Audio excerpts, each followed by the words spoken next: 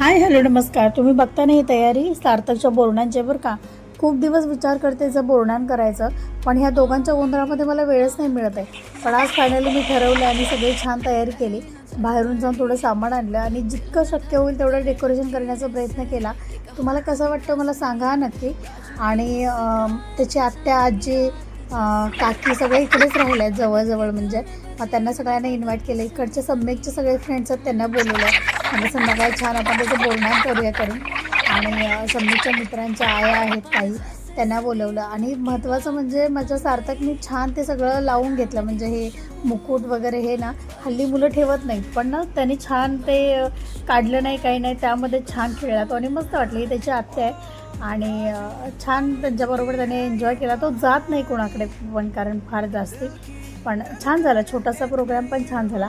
आणि जसं सम्यकच्या सगळ्या गोष्टी केल्या तशा सार्थकच्या पण सगळ्या गोष्टी करायच्या असतात.